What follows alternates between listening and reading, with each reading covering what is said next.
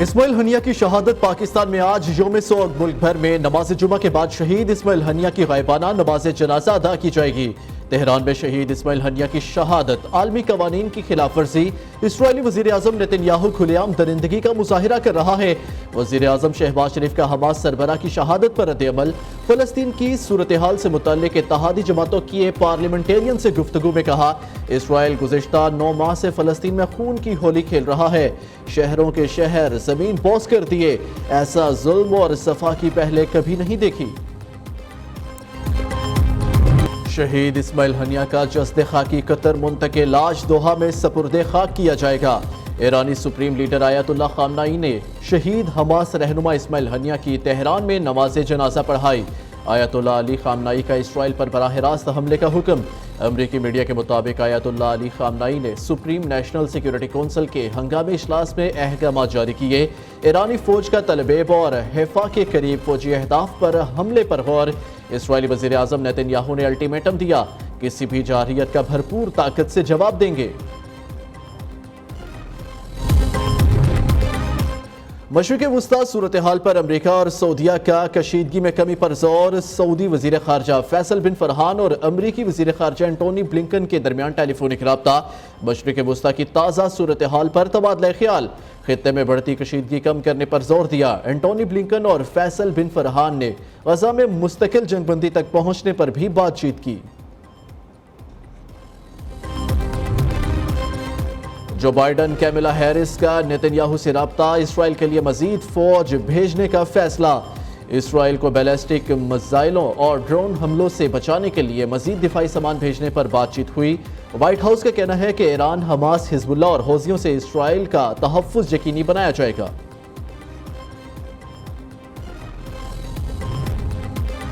حزب اللہ نے لبنان سے اسرائیل پر راکٹ حملے شروع کر دیے۔ عرب میڈیا کے مطابق حزب اللہ نے اسرائیل پر درجنوں راکٹ داغ دیے ہیں۔ لبنانی وزارت صحت کا کہنا ہے کہ اسرائیلی فوج کا جنوبی لبنان میں فضائی حملہ، اسرائیلی حملے میں 4 شامی شہری جاں بحق، 5 لبنانی شہری زخمی۔ عرب میڈیا کے مطابق الجزائر کی قومی ایئر لائن نے لبنان کے لیے تمام پروازیں معطل کر دی۔ اسرائیل حزب اللہ کشیدگی میں اضافے پر الجزائر نے پروازیں معطل کی۔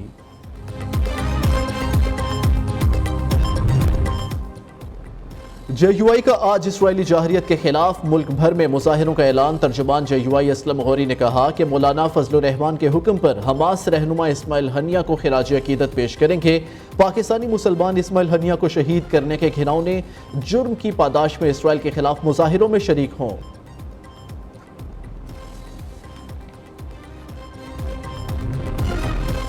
پی ٹی ایم اے نے پنجاب نے بارشوں سے نقصانات کی رپورٹ جاری کر دی۔ 24 گھنٹے میں 3 افراد جاں بحق، 15 زخمی ہوئے۔ طوفانی بارشوں سے 6 گھروں کو بھی جزوی نقصان پہنچا۔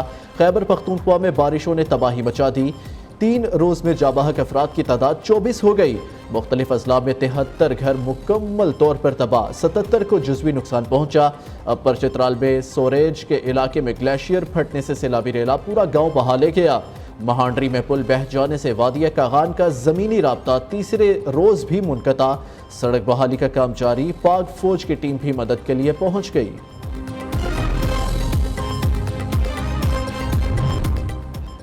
بلوچستان کے 22 اضلاع میں آج سے 6 اگست تک شدید مونسون بارشوں کی پیش گوئی۔ گلگت بلتستان میں کل سے بارشوں کا امکان۔ محکمہ موسمیات کے مطابق اسلام آباد، پنجاب، سندھ، خیبر پختونخوا، کشمیر میں بارشیں متوقع ہیں۔ بارشوں کا دوسرا سلسلہ 7 اگست سے 15 تک جاری رہنے کی توقع۔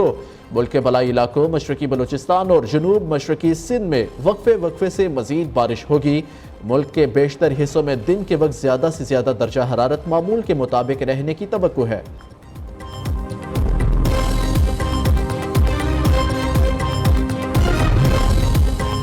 ضلعی انتظامیہ اور بلوچ یکجہتی کمیٹی کے درمیان مذاکرات کامیاب۔ بلوچ یکجہتی کمیٹی نے گوادر سمیت بلوچستان میں تمام دھرنے ختم کرنے کا اعلان کر دیا۔ صوبائی وزارت داخلہ کے اعلامیے کے مطابق آج سے صوبے بھر کی تمام قومی شاہراہیں کھول دی جائیں گی۔ بلوچ یکجہتی کمیٹی کی ڈاکٹر ماہرنگ اور ڈپٹی کمشنر گوادر نے معاہدے پر دستخط کیے۔ بلوچ یکجہتی کمیٹی دھرنا ختم ہونے کے بعد گرفتار افراد کو رہا کیا جائے گا۔ موبائل نیٹ ورک بحال، تمام راستوں سے رکاوٹیں ہٹا کر راستے کھولے جائیں گے۔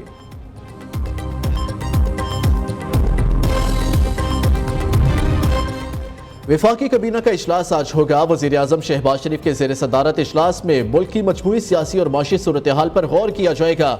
इजलास में ECC के फैसलों की तौसीक भी की जाएगी।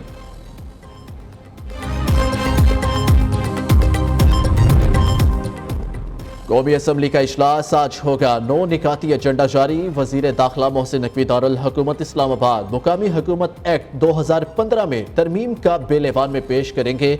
इजलास में कौमी इक्तसादी कौंसिल की सालाना रिपोर्ट बराए माली साल 2020-21 ऐवान में पेश की जाएगी। पार्लियामेंट के मुश्तरका इजलास से सदर मुमलिकत के खिताब पर बहस जारी रहेगी। अशिया ज़रूरिया की कीमतों में इजाफे से मुतल्लिक तवज्जो दिलाओ नोटिस ऐवान में पेश किया जाएगा।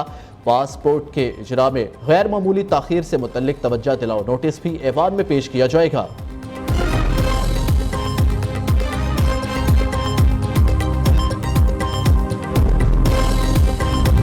चंद लोग चंद मफाद परस्त हुकूमत के साथ मिलकर लूट मार का निजाम कायम किए हुए हैं और इन्होंने IPPs के जरिए से हमारे खून पसीने की कमाई को निचोड़ा है।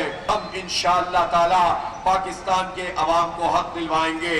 इस हक तो अवाम को जो तहरीक है इसका पहला मरहला ये है कि जो बिजली के बिल हैं इन्हें कम करवाना है। IPPs का ये जो धंधा है इससे पाकिस्तान के अवाम की जान को छुड़वाना है।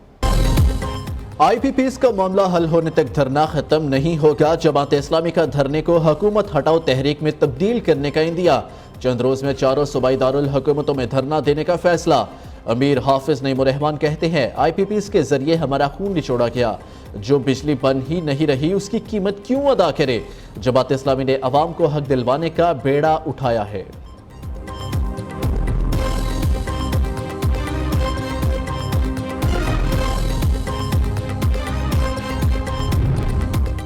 सदर ने कैपेसिटी चार्जेस का मसला हल करने के लिए कारोबारी बरादरी से तजावीज़ मांग ली। सदर मुमलिकत आसिफ जरदारी ने कहा है कि कारोबारी बरादरी कमेटी बनाए जो सदर मुमलिकत के दफ्तर से मिलकर काम करे। ऐसा हल तैयार किया जाए कि किसी स्टेक होल्डर्स को नुकसान ना हो।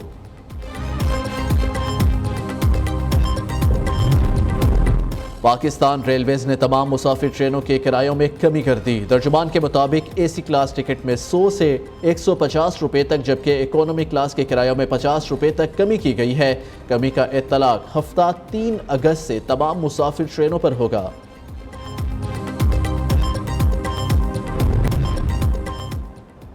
बांग्लादेश में जमात इस्लामी और उसकी तलबा तंजीम पर पाबंदी लगा दी गई। हसीना वाजिद हुकूमत ने जमात इस्लामी को अस्करी और दहशतगर्द तंजीम करार दे दिया।